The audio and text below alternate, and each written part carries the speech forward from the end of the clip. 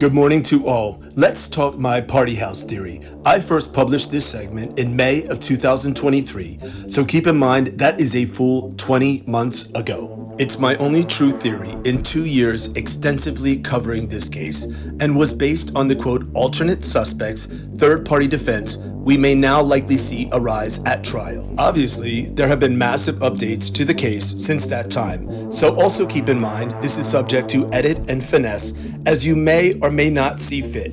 Important to note, there's no specific motive or alternate suspects named, and that was intentional and is also now left up to your interpretation. The overall premise of my theory was and is that there were more nefarious and or sinister motives, revenge, jealousy, financial, etc., at play other than Bryan Kohberger as a random thrill kill incel stalker. So let's get into it.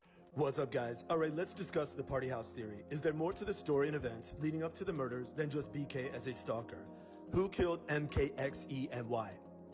I've got all the details, so let's jump right into it. This is a story about 4 beautiful students that begins on a usual Saturday night out in the college town of Moscow, Idaho. Most of K&M's evening was spent at the Corner Club with Jack D, Hoodie Guy, and Adam. Around 1:30 a.m., K&M leaves the Corner Club and walk to the food truck with Hoodie Guy. Listen closely to what Maddie is saying about telling Adam, quote, everything, as I'll be referencing it again later.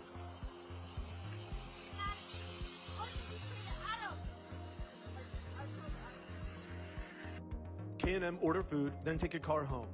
Notice how Hoodie Guy seems to be tracking K&M. Why?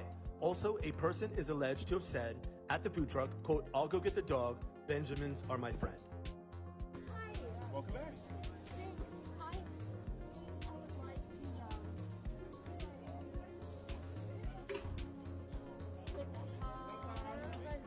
Okay.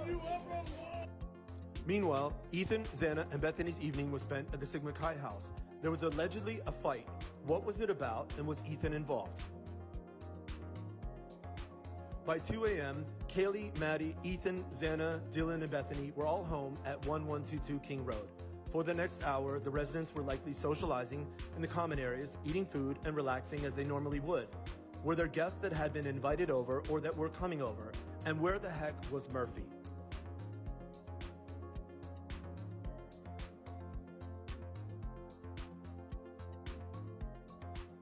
Who is Murphy? Murphy is the adorable mini doodle that Kaylee owned and shared with her ex-boyfriend Jack D.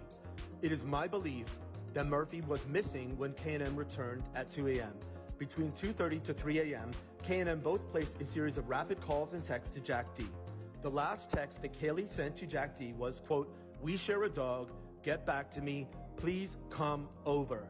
It's important to note that Kaylee's mom confirmed there was no emergency during this half-hour time span of calls and texts. Kaylee was likely contacting Jack D because she presumed he had Murphy. Sadly, the calls and texts to Jack D were never returned prior to the murders.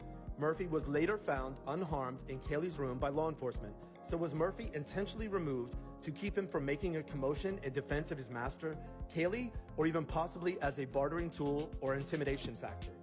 A dispute with guests. Did the invited guests arrive? Were they there not to socialize, but rather there to collect a debt? Or was someone in the home, quote, talking too much and needed to be told to be quiet? I.e., what did Maddie tell Adam?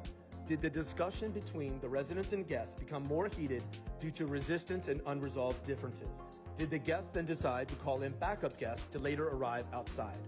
This is the end of part 1.